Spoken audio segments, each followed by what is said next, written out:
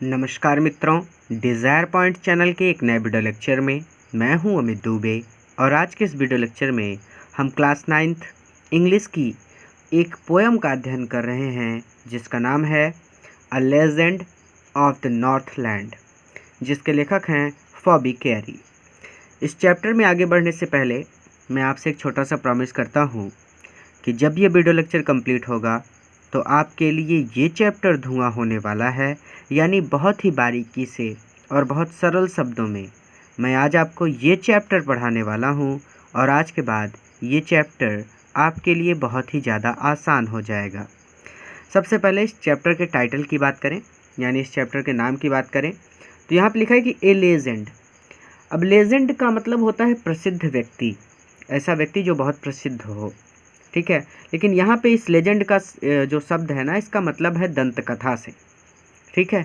तो लेजेंड की हिंदी दंत कथा भी होती है, लेजेंड की हिंदी प्रसिद्ध व्यक्ति भी होती है, लेकिन यहाँ पर इस लेजेंड का मतलब है दंत कथा से। ऑफ द नॉर्थलैंड, नॉर्थलैंड की, ऑफ का मतलब होता है का की के, तो नॉर्थलैंड की एक दंत कथा। क्लियर हो गया। यहाँ पे आपको एक कहानी सुनाई जाएगी इस पोएम के माध्यम से। तो नॉर्थलैंड, नॉर्थलैंड एक स्थान है जिसका नाम नॉर्थलैंड है। जैसे हमारे इलाहाबाद का नाम इलाहाबाद है, एक स्थान है, उसी तरह से नॉर्थलैंड एक स्थान है, वहाँ का नाम नॉर्थलैंड है। और नॉर्थलैंड की एक दंत कथा, ये चैप्टर का नाम है और इसके लेखक हैं फॉबी कैरी। चलिए, हमारी पोएम यहाँ से स्टार्ट होती है। पोएम स्टार्ट करने से पहले मैं आपको बता दूँ कि ये बहुत मज़ेदार कहानी है और इसको पढ़ने के बाद आपको बहुत अच्छा लगेगा। ये कहानी आपको एक अलग से बहुत ही स्पेशल सीख देने वाली है, इसलिए मैं यहाँ पे आपको अबाउट द स्टोरी यानी अबाउट द पोएम मैं आपको कुछ भी नहीं बताऊँगा। मैं चाहता हूँ कि आप धीरे धीरे इस कहानी को, इस पोएम को पढ़ते चलें और जैसे जैसे आप इस पोएम को पढ़ते चलें आपकी उत्सुकता बढ़ती जाए इस पोएम के प्रति और इससे आप एक नई सीख सीखें। अगर मैंने इस पोएम के बारे में बता दिया तो सारा रस ही समाप्त हो जाएगा, इस पोएम को पढ़ने का पूरा मज़ा ही समाप्त हो जाएगा। अच्छा, मेरी बुक के बारे में भी बहुत सारे बच्चे पूछते हैं, सर बुक कौन सी है? तो बेटा ये जो बुक है ना, ये राजीव प्रकाशन की बुक है और इलाहाबाद के किसी भी क्षेत्र में आपको ये बुक बहुत आसानी से मिल जाएगी, ठीक है। क्योंकि हमारे इलाहाबाद में यही बुक चल रही है तो हमने ये बुक ले लिया। चलिए, कह रहे हैं कि away away in the Northland. Away का मतलब होता है दूर, फिर से अवे लगा यानी दूर, यानी दूर दूर, यानी बहुत दूर, ठीक है। तो दूर दूर इन द नॉर्थलैंड, नॉर्थलैंड में, इन मतलब होता है में, तो अवे अवे का मतलब हो गया दूर दूर, इन द नॉर्थलैंड, नॉर्थलैंड में। तो दूर दूर या फिर ऐसे भी पढ़ सकते हैं कि बहुत दूर नॉर्थलैंड में, वेयर जहाँ, द आवर्स, आवर मतलब घंटे, ऑफ द डे दिन के, आर फ्यू, फ्यू मतलब कुछ, कुछ ही घंटे दिन के होते हैं, अर्थात where hours of the day, जहाँ दिन के घंटे, आर फ्यू बहुत कम होते हैं। क्लियर है। वेयर मतलब जहाँ, आवर्स मतलब घंटे, डे मतलब दिन के, आर फ्यू कम होते हैं। कम होने का मतलब बहुत कम होते हैं, यानी जो दिन होता है ना वो मात्र 2 से 3 घंटे का होता है और जो रात होती है यानी ज़्यादातर वहाँ पे रात ही रहती है। अब 24 घंटे होते हैं हमारे यहाँ पे ना, तो 12, एक तरह से 12 घंटे का दिन होता है, एक तरह से 12 घंटे की रात होती है, ये हम मान लेते हैं मोटा मोटा हिसाब। लेकिन नॉर्थलैंड में क्या होता है कि वहाँ पे जो दिन होता है ना वो बस ज़्यादा से ज़्यादा 1 घंटे, 2 घंटे, 3 घंटे बस, उसके बाद फिर से रात, यानी 3 घंटे दिन रहेगा और 21 घंटे लगातार रात ही रहेगी, सूरज दिखेगा ही नहीं, उजाला दिखेगा ही नहीं, ये चीज़ कहना चाहते हैं। तो where the hours of the day, जहाँ दिन के घंटे, आर फ्यू बहुत कम होते हैं।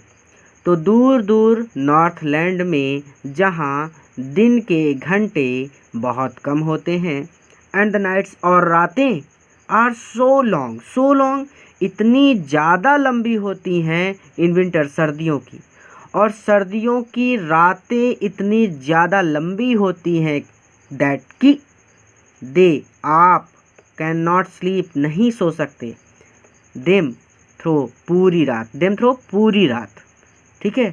यानी उस थ्रो का मतलब होता है किसी चीज़ में से होकर जाना, यानी रात से होकर जाना। रात से टहलने तो चले नहीं जाओगे, रात में क्या करते हो, रात में सोते हो ना, तो उस पूरी रात आप सो नहीं सकते। अब यहाँ पर ये जो दे लगा है ना, दे उन लोगों के लिए है जो वहाँ पर रहते हैं, वहाँ के जो मूल निवासी हैं।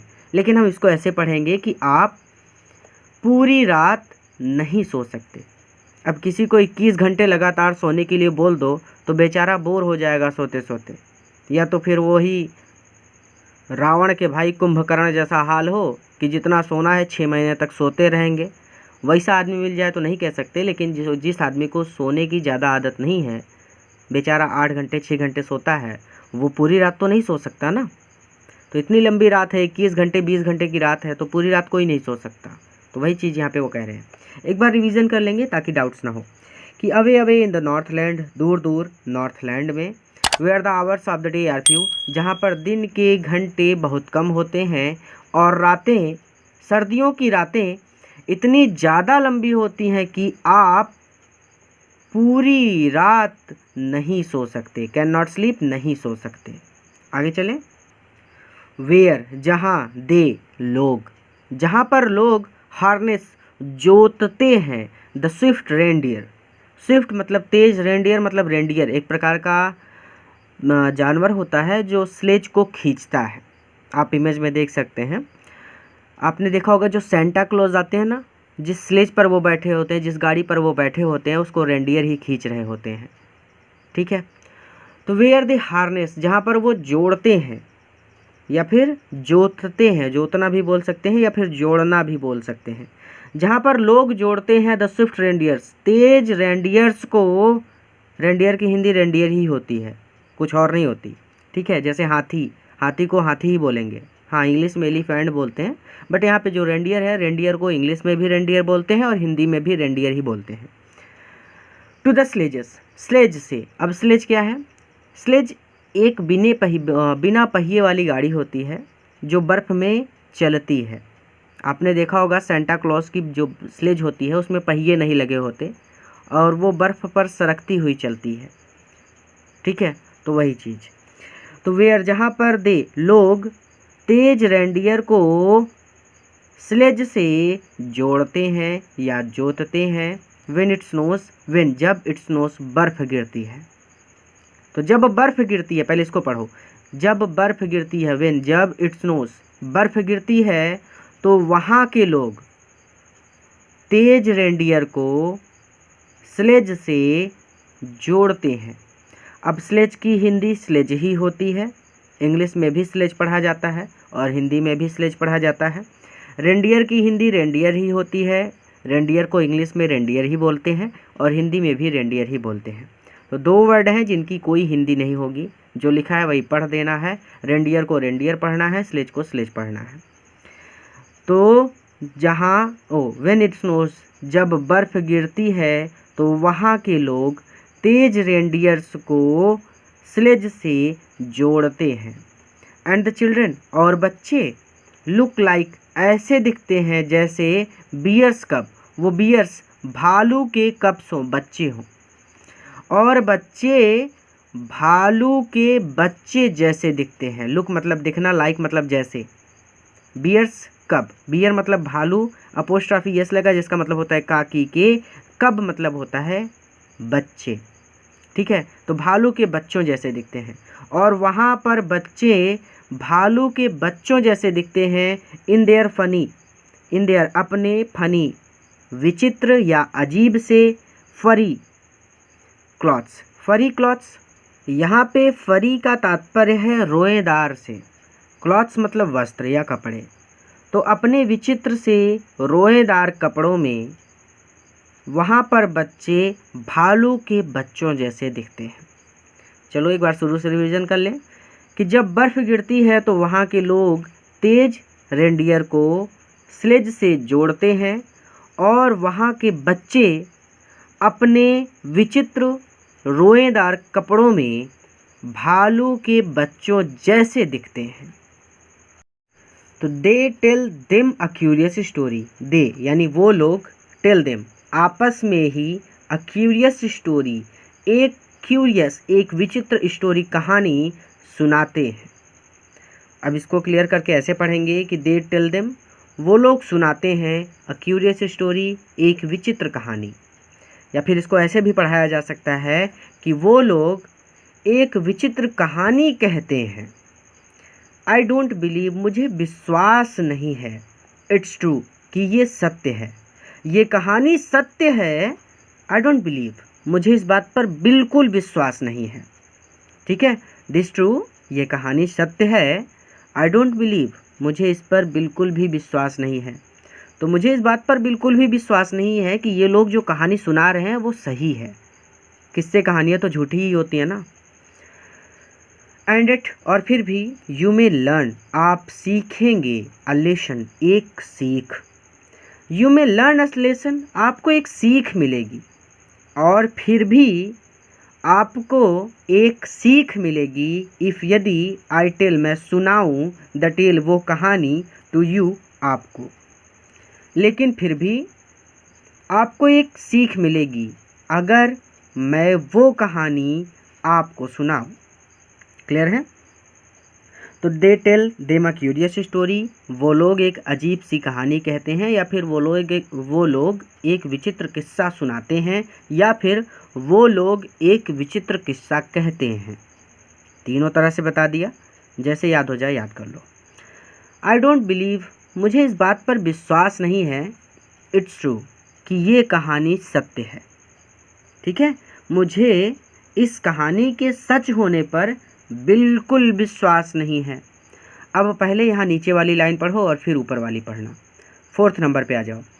If I tell you the tale to you, if, यदि, आई टेल यू, मैं सुनाता हूँ, द टेल, वो कहानी, टू यू, आपको। फिर भी अगर मैं वो कहानी आपको सुनाता हूँ, एंड इट, यू, तो अवश्य ही आप में लर्न अ लेसन, एक सीख प्राप्त करेंगे। एंड इट, और फिर भी अगर मैं आपको वह कहानी सुनाता हूँ तो आपको एक सीख मिलेगी। आगे चलें। वंस, एक बार की बात है। When a good saint, when, जब, अ गुड सेंट, एक अच्छे सेंट, सेंट मतलब होता है साधु, एक अच्छे साधु जिनका नाम पीटर था। ठीक है, तो पीटर नाम के एक भले साधु, या फिर पीटर नाम के एक अच्छे साधु लिव्ड, रहा करते थे, in the world below, below मतलब नीचे के, वर्ल्ड मतलब संसार में। नीचे के वर्ल्ड में रहने का क्या तात्पर्य है? नीचे के वर्ल्ड में यानी नीचे के संसार में रहने का तात्पर्य है कि वो ज्ञान की बातें बताते हुए जगह जगह पर घूमने जाया करते थे। साधु लोग यही तो करते हैं, वो अपना झोला उठाएंगे और अभी आज प्रयागराज में हैं, कल बनारस चले जाएंगे, वहाँ पे 3-4 दिन कीर्तन करेंगे, लोगों को ईश्वर के बारे में बताएंगे, और फिर वहाँ से आगे निकल जाएंगे, चले जाएंगे बनारस से अपना चले जाएंगे सीधा केदारनाथ घूमने चले जाएंगे बम्बई। तो साधु लोग क्या करते हैं? वो घूमते रहते हैं। तो नीचे का जो संसार है, यहाँ पे जो वर्ड मेंशन किया गया, वर्ल्ड बिलो, नीचे के संसार में लिव्ड, वो रहते थे, वो नीचे के संसार में रहते थे। इसका मतलब ये है कि वो नॉर्थ लैंड में नहीं रहते थे, वो घूमते रहते थे जगह जगह पर। ठीक है, क्लियर हो गया? डाउट नहीं होना चाहिए। सीधा सीधा कहने का मतलब है कि कभी वो इलाहाबाद में रहते थे, कभी वो बनारस चले जाते थे, कभी वो लखनऊ चले जाते थे, तो कभी वो कानपुर में मिलते थे। एग्जैक्टली एक लोकेशन नहीं थी उनके रहने की, वो जगह जगह पर घूमते रहते थे और लोगों को ज्ञान की बातें बताते थे। वंस, एक बार की बात है जब एक अच्छे साधु जिनका नाम पीटर था, वर्ल्ड बिलो, नीचे के संसार में लिव्ड, रहा करते थे। ठीक है, एंड वॉक्ड अबाउट इट, और घूमते रहते थे, अबाउट इट, इस संसार में, और इस संसार में वो भ्रमण करते थे, प्रीचिंग, उपदेश देते हुए, तो लोगों को उपदेश देते हुए वह इस संसार में भ्रमण करते थे। Just as he did, just as, जैसा कि, ही डिड, साधु लोग करते हैं, जैसा कि साधु लोग करते हैं। यू नो, आप सबको पता है, तो आप सबको ये बात पता है जैसा कि साधु लोग करते हैं। तो साधु क्या करते हैं?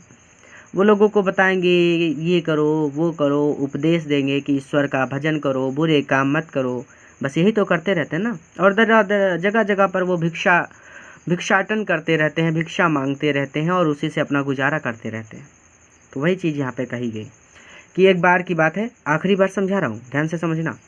एक बार की बात है जब अच्छे साधु जिनका नाम पीटर था नीचे के संसार में रहा करते थे और उपदेश देते हुए वो इस संसार में भ्रमण करते थे। जस्ट एज ही डिड, जैसा कि साधु लोग करते हैं। यू नो, आप सबको पता ही है। तो आप सबको पता ही है वैसे ही जैसा कि साधु लोग करते हैं। इसे एक तरह से और पढ़ाया जा सकता है, सीधा सीधा साधुओं को अलग करके सीधा सीधा पूरी की पूरी कहानी को सेंट पीटर से जोड़ सकते हैं। तो इसको ऐसे पढ़ा सकते हैं कि एक बार की बात है जब अच्छे संत जिनका नाम पीटर था नीचे के संसार में रहा करते थे और वो इस संसार में उपदेश देते हुए भ्रमण किया करते थे। यू नो, जैसा कि आपको पता ही है। Just as he did, just as, ठीक वैसा ही ही डिड, वो किया करते थे। सीधे सीधे सिर्फ सेंट पीटर से ही जोड़ दिया और कहीं गए ही नहीं। ठीक है, तो दुनिया को पता है कि साधु उपदेश ही देते हैं। तो वही चीज़ यहाँ पे डायरेक्ट आप जोड़ के कह सकते हैं कि जैसा कि आप सबको पता ही है, जस्ट एज, ठीक वैसा ही डिड, वो भी किया करते थे।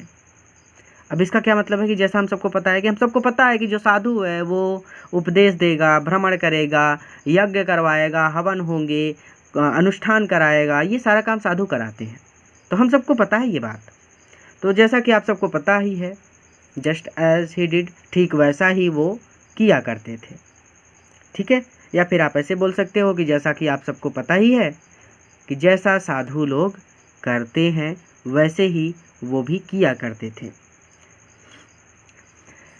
ही केम, वो पहुंच गए टू द डोर, एक दरवाजे पर, ऑफ अ कॉटेज, एक कुटिया की।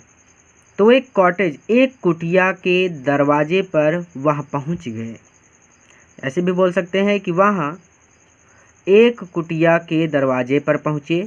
इन ट्रैवलिंग, भ्रमण करते हुए, राउंड द अर्थ, पृथ्वी पर, राउंड द अर्थ, पृथ्वी पर, ट्रैवलिंग, भ्रमण करते हुए वो एक कुटिया के दरवाजे पर पहुँच गए।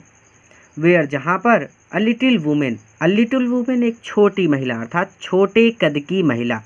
वेयर, जहाँ पर एक छोटे कद की महिला वाज मेकिंग, बना रही थी, केक्स, केक बना रही थी। जहाँ पर एक छोटे कद की महिला केक बना रही थी, एंड बेकिंग देम, और वो केक को बेक कर रही थी अर्थात सेक रही थी, देम यानी उस केक को, और वो केक को सेक रही थी ऑन द हर्थ, भट्ठी में। ठीक है, और वहाँ केक को भट्ठी में सेक रही थी। चलो एक बार रिवीजन कर लो कि he came to the door of a cottage in travelling round the earth, round the earth, पृथ्वी पर भ्रमण करते हुए, ट्रैवल करते हुए, पृथ्वी पर भ्रमण करते हुए, राउंड द अर्थ, पृथ्वी पर, ट्रैवलिंग, भ्रमण करते हुए या फिर पृथ्वी पर यात्रा करते हुए वो एक कुटिया के दरवाजे पर पहुंच गए, जहां पर एक छोटे कद की महिला केक बना रही थी और वह केक को भट्ठी पर बेक कर रही थी, सेक रही थी। एंड बीइंग फेंट विथ फास्टिंग, फास्टिंग यानी फास्ट मतलब होता है उपवास, तो उपवास की वजह से, फेंट कमज़ोर होने के कारण, एंड बीइंग फेंट कमज़ोर होने के कारण, विथ फास्टिंग उपवास की वजह से, तो उपवास की वजह से कमज़ोर होने के कारण, फॉर द डे क्योंकि दिन, वाज आलमोस्ट डन, आलमोस्ट लगभग, डन समाप्त हो गया था, यानी शाम हो गई थी, अंधेरा हो गया था और पूरे दिन वो भूखे रहे थे, तो वो भूखे भी थे और कमज़ोर भी थे। तो और उपवास के कारण कमज़ोर होने की वजह से, क्योंकि दिन लगभग समाप्त हो चुका था, ही आस्क्ड हर, ही उन्होंने अर्थात ही लगा है संत के लिए, हर लगा है उस छोटे कद की महिला के लिए, तो ही संत ने आस्क्ड हर उस महिला से मांगा, फ्रॉम हर स्टोर की वो अपने भंडार से, ऑफ केक, केक के, कि वो अपने केक के भंडार से गिव हिम उन्हें दे दे अ सिंगल वन एक केक। उन्होंने उस महिला से कहा कि वो अपने केक के भंडार से संत को या फिर उनको एक केक गिव दे दे। ठीक है, रिवीजन कर लो। एंड बीइंग फेंट विथ फास्टिंग, और उपवास के कारण कमज़ोर होने की वजह से। ठीक है, फॉर द डे, क्योंकि दिन वाज ऑलमोस्ट डन, क्योंकि दिन लगभग समाप्त हो चला था। ही आस्क्ड हर, संत ने उस महिला से कहा कि वो अपने केक के भंडार से, स्टोर मतलब होता है भंडार, क्योंकि उस महिला के पास बहुत सारे केक थे और केक का हिंदी केक ही होता है, केक को केक ही बोलेंगे। तो कि वो अपने केक के भंडार से, हर लगा है ना, मैंने बोला ना हर किसके लिए लगा है, हर लगा है उस छोटे कद की महिला के लिए, कि वो अपने केक के भंडार से उन्हें एक केक दे दे। ठीक है, तो उपवास के कारण या उपवास की वजह से कमज़ोर होने के कारण, क्योंकि दिन लगभग समाप्त हो चुका था, उन्होंने उस महिला से कहा कि वो अपने केक के भंडार से उन्हें एक केक दे दे। सो अतः या फिर इसलिए, सी उस महिला ने मेड अ वेरी, मेड बनाया, वेरी एक बहुत लिटिल छोटा केक। सो इसलिए उस महिला ने एक बहुत छोटा केक बनाया। मेड मतलब बनाना, आई मतलब एक, वेरी मतलब बहुत, लिटिल मतलब छोटा, केक मतलब केक। इसलिए उस महिला ने एक बहुत छोटा केक बनाया। बट लेकिन एज इट, जब यह केक बेकिंग ले सेक रहा था, लेकिन जब वह इस केक को सेक रही थी, सी लुक्ड एट इट, तो उस महिला ने लुक्ड देखा, एट इट केक को, तो उस महिला ने केक को देखा। एंड थॉट और सोचा, इट सीम्ड ये लग रहा है, टू लार्ज बहुत बड़ा, और सोचा कि ये बहुत बड़ा लग रहा है, टू गिव अवे किसी को देने के लिए, या फिर इस साधु को देने के लिए ये केक बहुत बड़ा लग रहा है। ठीक है, सो इसलिए उस महिला ने एक बहुत छोटा केक बनाया। लेकिन जब वह इस केक को सेक रही थी, तो उस महिला ने इस केक को देखा और उसने सोचा कि देने के लिए यह बहुत बड़ा लग रहा है। साधु को देने के लिए, गिव अवे, साधु को देने के लिए यह केक बहुत बड़ा लग रहा है। देयरफॉर, इसलिए, सी नीडेड, उसने दोबारा गूथा अनदर, दूसरा केक। इसलिए उसने दूसरा केक गूथा। नीड मतलब होता है गूथना, अनदर मतलब दूसरा, सी मतलब उस महिला ने, देयरफॉर मतलब इसलिए, इसलिए उस महिला ने दूसरा केक गूथा। And still a smaller one, and still, और इस बार a smaller one, smaller one पहले वाले से भी अधिक छोटा, या फिर इस बार पहले वाले से भी छोटा बनाया। थोड़ा सा इमेज सेट करने में प्रॉब्लम होता है, इसलिए यहाँ पे कर दिया। चलो, देयरफॉर सी नीडेड अनदर, इसलिए उस महिला ने दूसरा केक गूथा, और इस केक को उसने पहले वाले से भी स्मॉल बनाया, पहले वाले से भी छोटा बनाया। बट इट लुक्ड, बट लेकिन, इट यह केक लुक्ड दिख रहा था। व्हेन जब, सी उस महिला ने टर्न्ड पलटा, इट ओवर इस केक को, तो जब उस महिला ने इस केक को पलटा, तो यह केक दिख रहा था एज लार्ज, उतना ही बड़ा, as the first had done, जितना बड़ा पहला वाला हैड डन बन चुका था। लेकिन जब उस महिला ने केक को पलटा, सिकाई करते हैं ना, रोटी सेकते हैं तो एक बार एक तरफ से सेकते हैं, फिर दोबारा पलट कर दूसरी तरफ से सेकते हैं, तो वैसे ही। लेकिन जब उस महिला ने केक को पलटा, तो ये केक दिख रहा था उतना ही बड़ा, जितना कि पहला वाला केक हैड डन बन चुका था। तो यह केक उतना ही बड़ा दिख रहा था जितना बड़ा पहला वाला बन चुका था। रिवीजन कर लो। इसलिए उस महिला ने दूसरा केक गूंथा, और इस बार इसको पहले वाले से भी छोटा बनाया। लेकिन जब वह महिला इस केक को पलटती है या फिर जब उस महिला ने केक को पलटा तो यह केक उतना ही बड़ा दिख रहा था। लुक्ड मतलब दिखना, उतना ही बड़ा दिख रहा था जितना कि पहला वाला केक बन चुका था। यानी ये केक पहले वाले जितना ही बड़ा था। उसने सोचा कि छोटा गूँथूंगी, लेकिन दोनों केक एक जैसे ही बन गए। एग्जैक्टली हुआ क्या है यहाँ पे कि दोनों केक अलग अलग हैं। ये दूसरा वाला छोटा है, लेकिन उसकी नीयत जो है ना उसमें खोट है, वो केक देना ही नहीं चाहती, इसलिए वो बार बार छोटे से भी छोटा केक बनाने की कोशिश कर रही है। आगे कहते हैं कि देन तब सी उस महिला ने टुक अ टीनी एक बहुत छोटा स्क्रैप ऑफ डॉग, आटे का एक बहुत छोटा स्क्रैप लिया, बहुत छोटा टुकड़ा लिया। टीनी स्क्रैप मतलब बहुत छोटा टुकड़ा, ऑफ डग मतलब आटे का, ठीक है। और तब उस महिला ने आटे का एक बहुत छोटा टुकड़ा लिया and rolled and rolled, and rolled and rolled मतलब होता है बेल बेल कर, इट फ्लैट इसे चपटा कर दिया, और बेल बेल कर इसे चपटा कर दिया।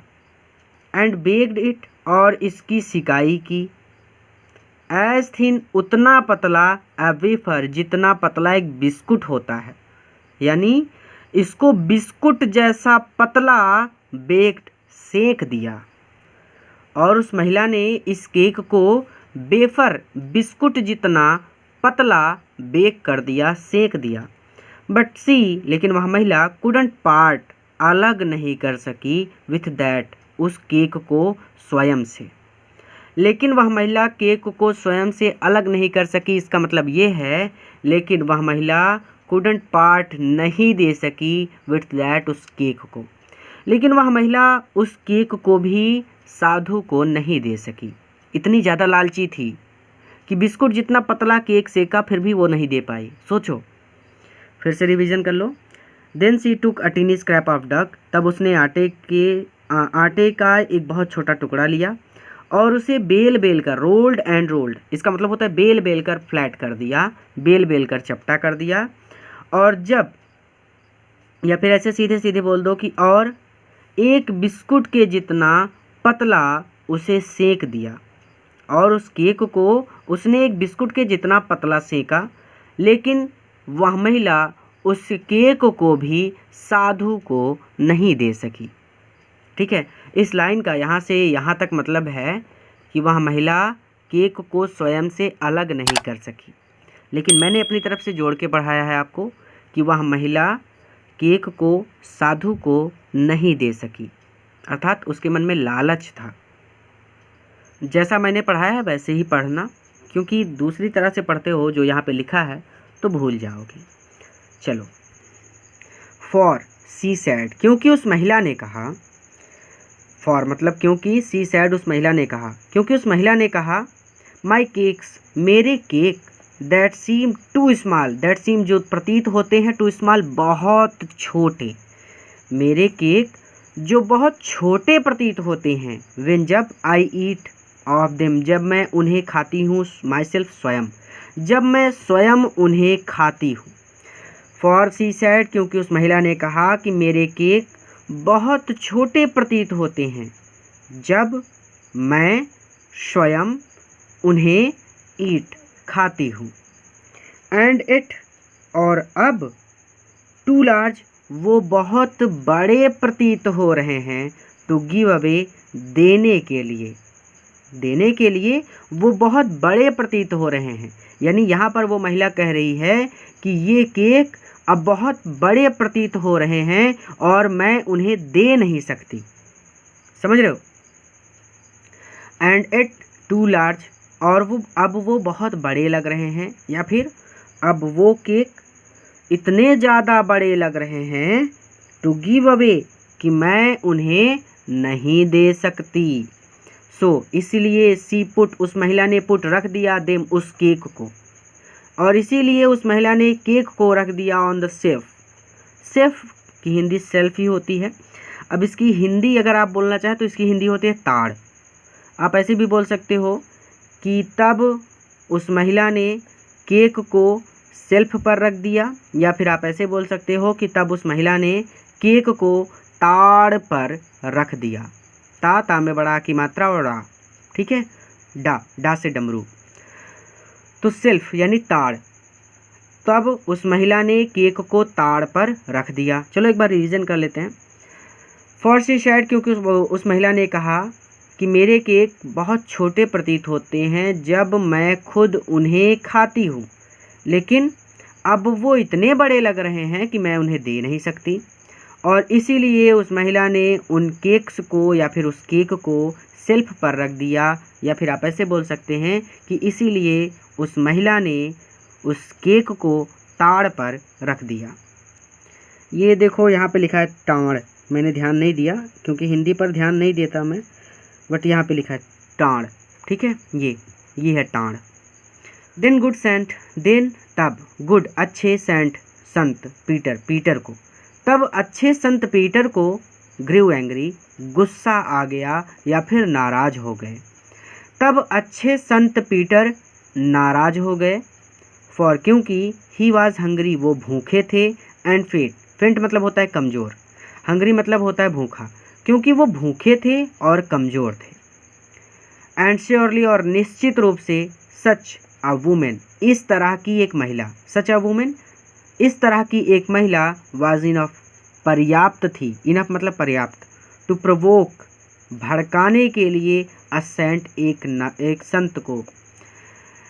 तब अच्छे संत पीटर गुस्सा हो गए या फिर तब अच्छे संत पीटर क्रोधित हो गए, क्योंकि वो भूखे थे और कमज़ोर थे, और निश्चित रूप से इस तरह की एक महिला एक संत को गुस्सा दिलाने के लिए या फिर एक संत को भड़काने के लिए पर्याप्त थी। एंड ही सेड, और वहाँ बोले ही लगा है संत पीटर के लिए। मैंने पहले भी बोला था, 9th में हो इसलिए बहुत बारीकी से समझा रहा हूँ, नहीं तो सबको पता होता है कि ही किसके लिए है, सी किसके लिए है, लेकिन चलो मैं क्लियर कर रहा हूँ, बहुत ज़्यादा बेसिक स्तर से क्लियर कर रहा हूँ ताकि थोड़ा सा भी डाउट ना हो। मेरा उद्देश्य केवल इतना ही होता है, मैं वैसे पढ़ाता हूँ जैसे मैं चाहता था कि अगर मेरे अध्यापक ने मुझे ऐसे पढ़ाया होता तो मुझे समझ आ जाता, बस मैं वैसे ही पढ़ाता हूँ।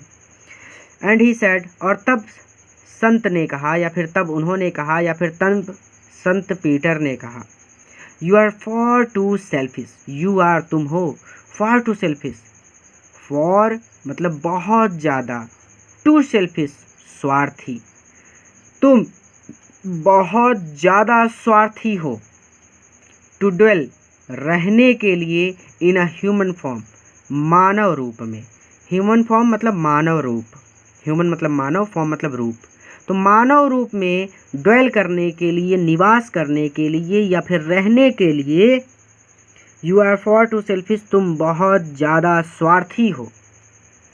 अर्थात मनुष्य को दयालु होना चाहिए।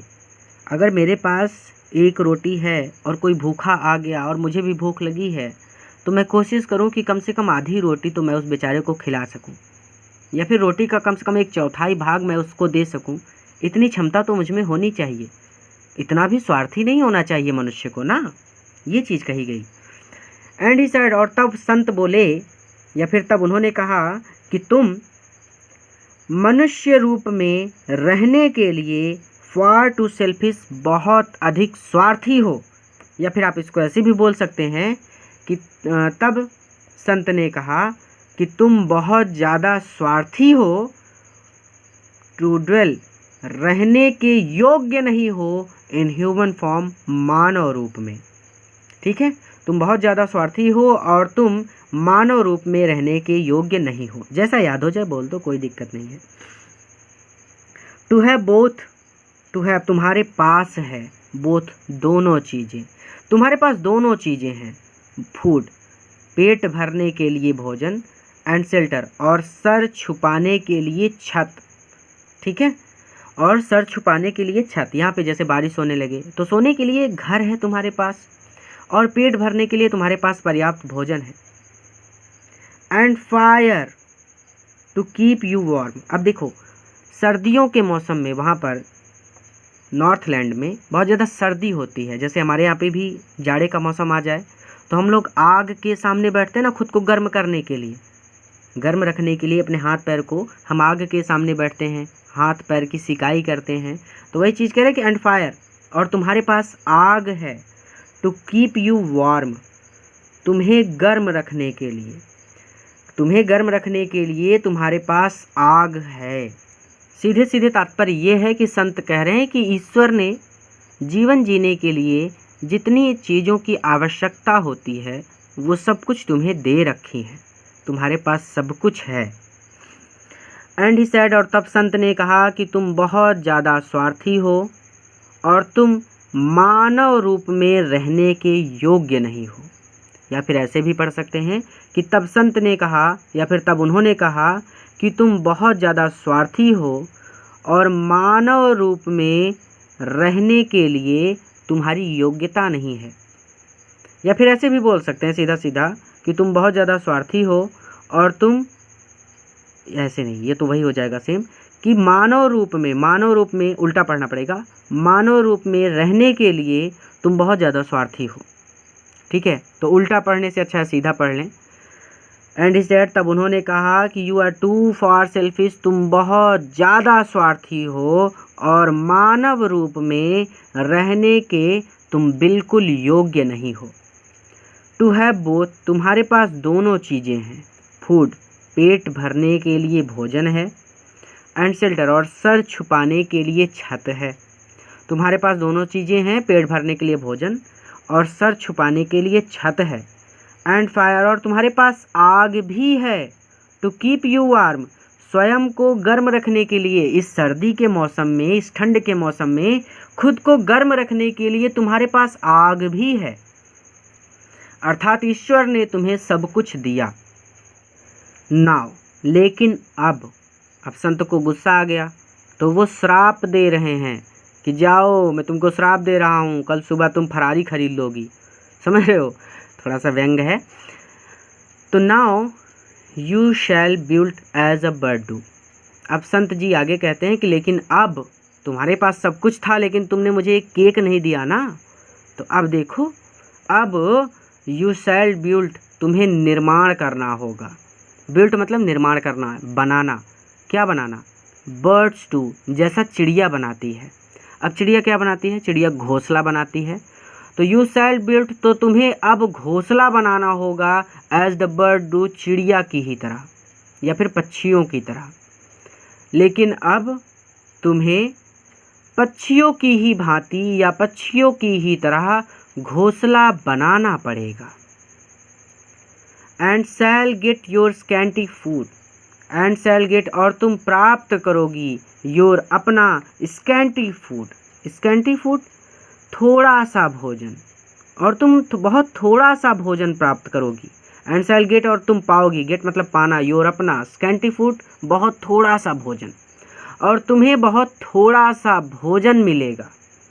Bye boring and boring and boring, by boring, सारा दिन तुम छिद्र करोगी, एंड बोरिंग, और छिद्र करोगी, एंड बोरिंग, और छिद्र करोगी, ऑल डे, पूरा दिन, इन द हार्ड, हार्ड सख्त, ड्राई सूखी, वुड लकड़ी में, सारा दिन तुम सख्त सूखी लकड़ी में छिद्र करोगी, छिद्र करोगी, छिद्र करोगी, और तब तुम्हें तुम्हारा स्कैंटी फूड मिलेगा, थोड़ा सा भोजन मिलेगा। यानी उसको कठफोड़ा बना रहे हैं। श्राप देके उस महिला को संत कठफोड़ा बना देते हैं। कठफोड़ा जो पक्षी होता है वो पेड़ के अंदर रहने वाले कीड़ों को खाता है, इसलिए वो हमेशा लकड़ी को ठक ठक ठक ठक ठक ठक खोदता रहता है ताकि उसमें से वो कीड़ों को निकाल कर खा सके। लेकिन अब तुम चिड़ियों की ही भांति घोंसले बनाओगी और पूरा दिन, नीचे आके पढ़ो, यहाँ से मत पढ़ो, और पूरा दिन सख्त सूखी लकड़ी को by boring and boring and boring, तो सख्त सूखी लकड़ी में तुम छिद्र करोगी और छिद्र करोगी और छिद्र करोगी, और तब जाकर कहीं तुम्हें तुम्हारा थोड़ा सा भोजन मिलेगा। अब कीड़े जो होते हैं वो लकड़ी के ऊपर तो होते नहीं, तो कठफोड़ा हमेशा ठक ठक ठक ठक लकड़ी को खोदता रहता है, लकड़ी पर ठक ठक अपनी चोंच से मारता रहता है और जैसे उसको कीड़ा मिलता है उसको खा लेता है और फिर से ठक ठक ठक ठक खोदने लगता है। फिर कीड़ा मिला फिर खा लेगा और फिर ठक ठक ठक ठक खोदता रहेगा कि कोई दूसरा कीड़ा मिल जाए। अब कीड़ा मिल गया तो खा लिया, अगर नहीं मिला, अच्छी वाली लकड़ी निकल गई, तो उसको उस दिन तो भूखे ही रहना पड़ेगा। अब एक बार रिवीजन करेंगे लास्ट बार। लेकिन अब तुम्हें चिड़ियों की ही भांति घोंसले बनाने पड़ेंगे। लेकिन अब तुम्हें चिड़ियों की ही भांति या फिर चिड़ियों की ही तरह, पक्षियों की ही तरह घोंसला बनाना होगा और पूरा दिन तुम सख्त सूखी लकड़ी में छिद्र करोगी और छिद्र करोगी और ज़्यादा छिद्र करोगी, अर्थात तुम छिद्र करोगी और छिद्र करती ही रहोगी। एंड शैल गेट, और तब कहीं जाकर तुम्हें प्राप्त होगा तुम्हारा थोड़ा सा भोजन, और तब कहीं जाकर तुम्हें तुम्हारा थोड़ा सा भोजन मिलेगा। अब यहाँ पे बच्चे बहुत बार कंफ्यूज होते हैं। बाई बोरिंग इसका मतलब है कि तुम छिद्र करोगी, एंड बोरिंग, एंड मतलब और, बोरिंग छिद्र करोगी, एंड बोरिंग और छिद्र करोगी, एंड शैल गेट, और तब कहीं जाकर तुम्हें तुम्हारा थोड़ा सा भोजन मिलेगा। लेकिन अब तुम पक्षियों की ही तरह घोंसले बनाओगी और पूरा दिन सख्त सूखी लकड़ी में छिद्र करोगी और छिद्र करोगी और छिद्र करोगी और तब कहीं जाकर तुम्हें तुम्हारा थोड़ा सा भोजन मिलेगा।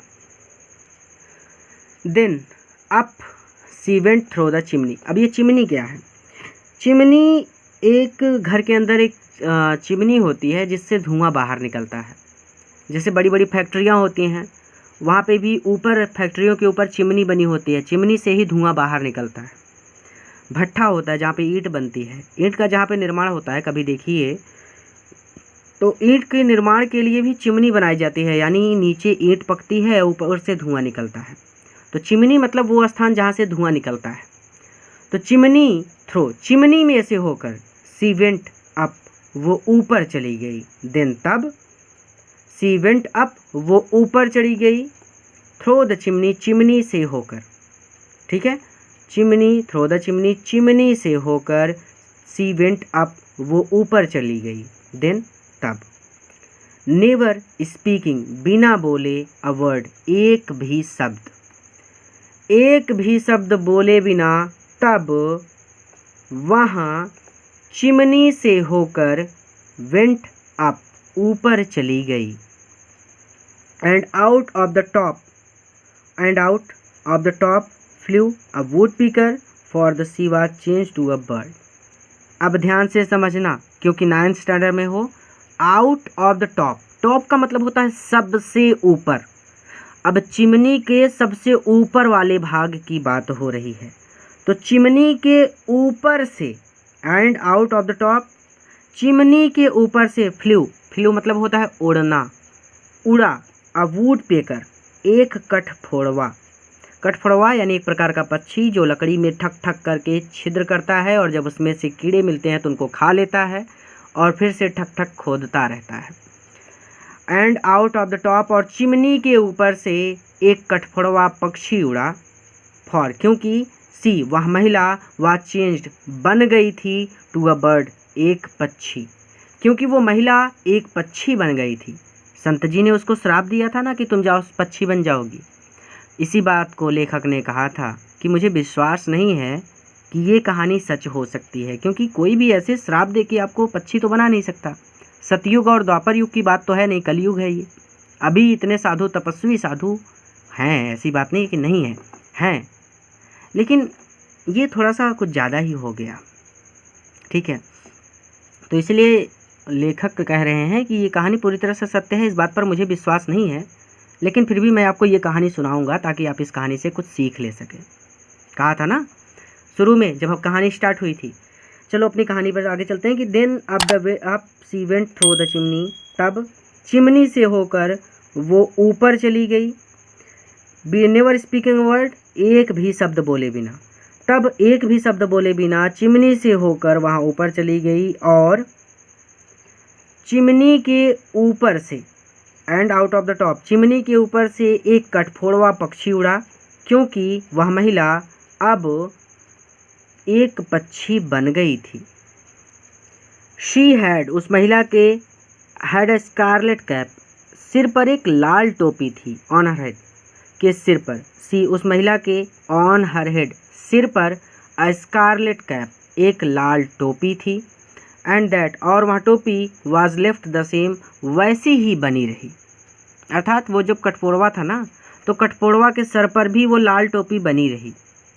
ठीक है, वही चीज़ कह रहे हैं कि उस महिला के सिर पर एक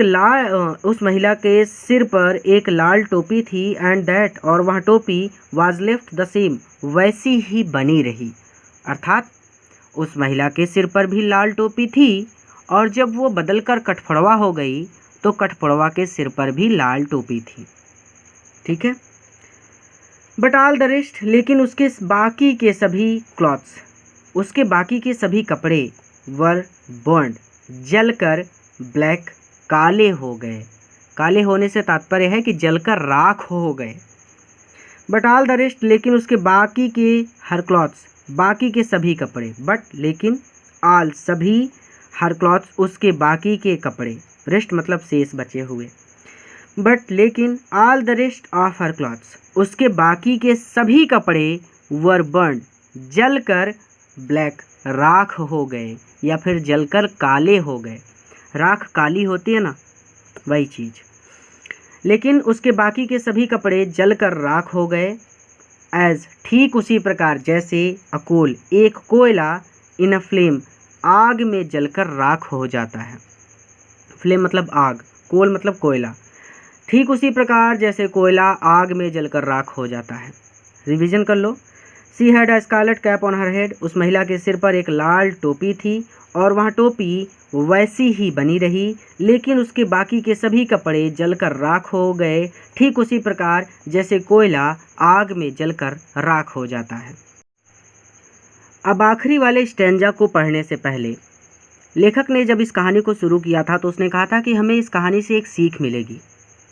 मुझे कमेंट करके ज़रूर बताना कि आपको इस कहानी से क्या सीख मिली है, और अगर आप इस कहानी से कुछ भी नहीं सीख सके तो नीचे कमेंट बॉक्स में जाइए, वहाँ पर किसी न किसी बच्चे ने एक बहुत प्यारा सा कमेंट ज़रूर किया होगा, और उस कमेंट को जब आप पढ़ेंगे तो निश्चित रूप से आपके जीवन में आपको एक अच्छी सीख मिलेगी, और वो सीख आपके जीवन को एक नई दिशा में ले जाएगी, क्योंकि ये कहानी बहुत अच्छी है और किसी न किसी बच्चे ने एक बहुत अच्छी बात इस कहानी से ज़रूर सीखी होगी। लास्ट लाइन कहते हैं कि and every country school boy, and, और, एवरी, हर, कंट्री, गांव के, स्कूल बॉय, स्कूल के लड़के ने, और गांव के स्कूल के हर लड़के ने, has seen her, has seen देखा है, हर उस महिला को, यानी उस कठफोड़वे को, इन द वुड जंगल में, और गांव के स्कूल के हर बच्चे ने उस कठफोड़वे को जंगल में देखा है। ठीक है, या फिर आप ऐसे भी बोल सकते हैं कि गांव के हर बच्चे ने उसे जंगल में देखा है, जहाँ, वेयर, जहाँ, सी, वहाँ, लिप्स, रहती है, इन द ट्रीज, पेड़ों पर, जहाँ पर वो पेड़ों पर रहती है, till this very day, till this very day, आज तक, जहाँ पर वो आज तक पेड़ों पर रहती है, बोरिंग, छिद्र करती है, एंड बोरिंग, और छिद्र करती है, फॉर फूड, भोजन के लिए। ठीक है, तो इसको कैसे पढ़ेंगे? वेयर, जहाँ, टिल दिस वेरी डे, आज तक, फॉर फूड, भोजन के लिए, बोरिंग, छिद्र करते हुए, एंड बोरिंग, और छिद्र करते हुए, सी, वहाँ, लिव्स इन द ट्रीज, पेड़ों में या फिर पेड़ों पर रहती है। एक बार रिवीजन कर लें कि and every country school boy, और गांव के स्कूल के हर बच्चे ने उसे जंगल में देखा है, जहां पर वो आज तक भोजन के लिए छिद्र करती हुई पेड़ों पर रहती है। या फिर लास्ट वाली लाइन में प्रॉब्लम हो रहा हो तो ऐसे पढ़ लो कि जहां पर टिल दिस वेरी डे, आज तक, सी, वहाँ, वेयर, सी, जहाँ पर, वहाँ, आज तक, फॉर फूड, भोजन पाने के लिए, बोरिंग एंड बोरिंग, छिद्र करती है और छिद्र करती है, यानी छिद्र करते हुए और छिद्र करते हुए, लिव्स इन द ट्रीज, पेड़ों पर रहती है। क्लियर हो गया ना कि जहाँ टिल दिस वेरी डे, आज तक वहाँ भोजन के लिए छिद्र करते हुए, एंड बोरिंग और छिद्र करते हुए, लिव्स इन द ट्रीज, पेड़ों में रहती है या फिर पेड़ों पर रहती है। एक तरह से कठफोड़वा जो होता है वो पेड़ों में एक कोठरी बना लेता है अपनी खोद खोद कर, तो आप ऐसे बोल सकते हैं कि वो पेड़ों में रहती है। ठीक है, जहाँ पर वो छिद्र करते हुए, भोजन के लिए छिद्र करते हुए पेड़ों में रहती है। अब मुझे आशा है कि आपको ये पोएम बहुत अच्छी तरह से समझ में आई होगी, और अगर आप चैनल पर नए हैं तो हमारे चैनल को ज़रूर सब्सक्राइब करें ताकि आप इसी तरह से हमारे साथ तैयारी कर सकें। पूरा वीडियो देखने के लिए बहुत बहुत धन्यवाद। एक नए चैप्टर के साथ एक नए वीडियो लेक्चर में मैं आपसे फिर से मिलूँगा। इस वीडियो को अपने मित्रों के साथ भी ज़रूर शेयर कीजिएगा ताकि वो भी इससे लाभ ले सकें।